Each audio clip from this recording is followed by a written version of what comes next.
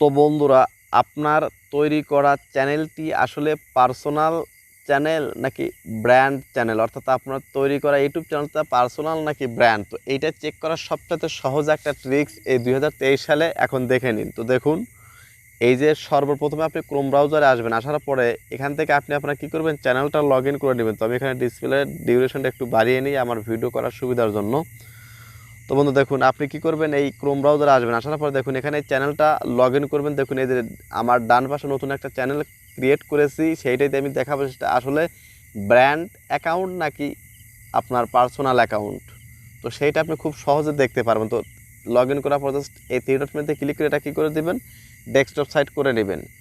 তো desktop site করার পরে দেখুন এর পরবর্তী স্টেপটা কী হবে। তো ডেস্কটপ সাইট করার পর জাস্ট এই যে youtube.com লেখা আছে না, তো জাস্ট আপনি কী করবেন, ওইটার উপরে আপনি এই যে ক্লিক করে দেবেন। ক্লিক করার পর জাস্ট এইটা লিখবেন studio.youtube.com। দেখুন আমি এখানে লিখছি STUDIO studio.youtube.com youtube.com। দেখুন studio.youtube.com এইটা লিখবেন, তাহলে সরাসরি আপনার ইউটিউবের যে স্টুডিও বা সেটিংগুলো আপনার সামনে চলে আসবে।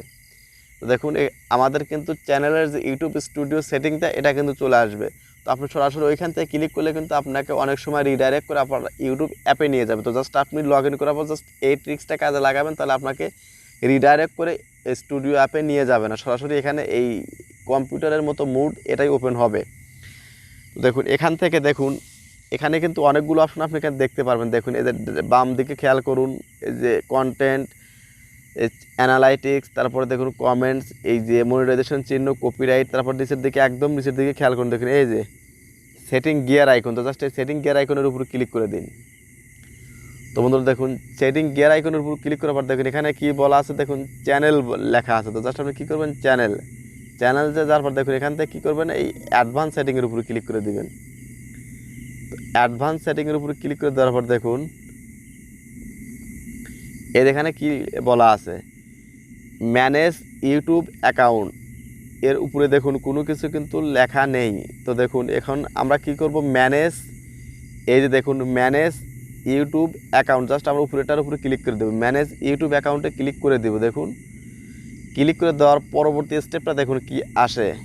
তো দেখুন ম্যানেজ ইউটিউব অ্যাকাউন্টে ক্লিক করার পর দেখুন এখানে আপনার কি জিনিসটা দেখাইতেছে। দেখুন এই যেখানে দেখুন এই যে ইওর ইউটিউব চ্যানেল, দেখুন ইওর ইউটিউব চ্যানেল, দেখুন এখানে কি বলা আছে, channel status and feature, create a new channel. তারপর দেখুন ভিউ অ্যাডভান্স সেটিং, দেখুন এই যে ভিউ অ্যাডভান্স সেটিং। তো জাস্ট আমরা এইটার উপরে আমরা ক্লিক করে দিব।